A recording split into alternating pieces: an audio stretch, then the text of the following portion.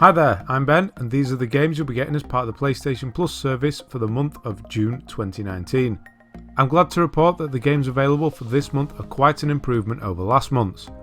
I think it's quite obvious why both of these games are being offered to us. It may have something to do with a new game being released in September and a new film that has now been pushed back to February next year. Let's take a look. The first of three fantastic games this month is Sonic Mania. Sonic Mania is a love letter to the original Sonic trilogy on the Sega Mega Drive. It goes back to what made Sonic games great.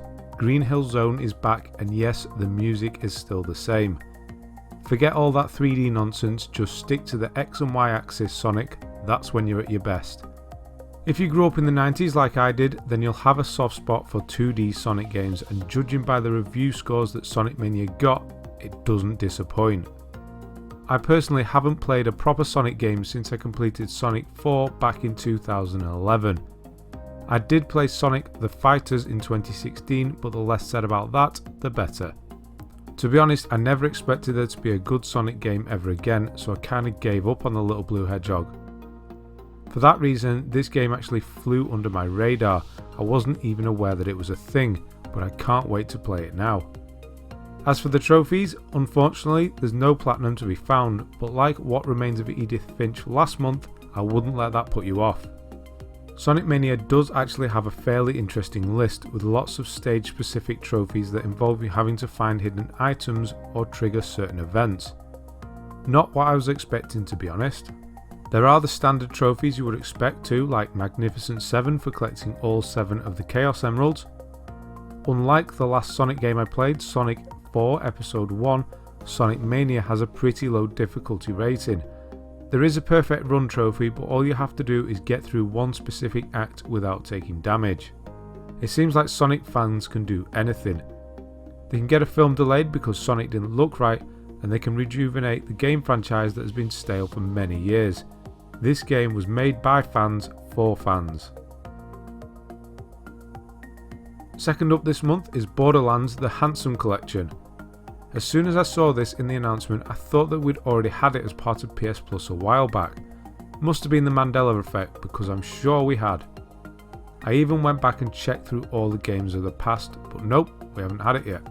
Anyway, I'm glad we're getting it now. The Handsome Collection contains both Borderlands 2 and Borderlands the pre-sequel, both remastered for the PS4 with all the trimmings. The collection includes all the DLC for both games. That's a serious amount of content. Now, I've never played the pre-sequel and I've owned it for years. I think it was a case of not wanting to spoil my opinion of the games as it got average reviews, and I just don't think they could top Borderlands 2. That's why I'm cautiously optimistic about the third one that's coming out later this year.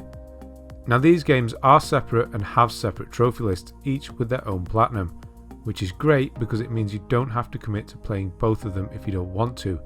They are both pretty long platinums at 50 plus hours each. If you're going to play one of them, I can't recommend Borderlands 2 enough. In my opinion, it's still the best looter shooter out there. Sure, there is grinding involved for a few trophies, but that's just the nature of the game, but it never seems to get stale or boring. There's always that Borderlands charm and character to keep you entertained. Not to mention, finding new powerful guns in this game is really exciting. Man, I can't wait to get back out there. Now, I'm not saying dismiss the pre-sequel as a bad game, that wouldn't be fair, I've never played it. It might be me that's missing out on having never played it. If you have played it, how was it? Is it worth giving a chance? Let people know in the comments below. And that's it for the month of June, a vast improvement over May's offerings. Don't forget to add May's games to your list before the 3rd of June or you'll miss them.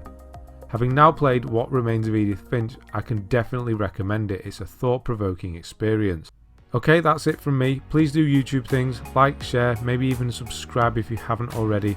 Thanks for watching, and I'll see you the same time next month for July's games.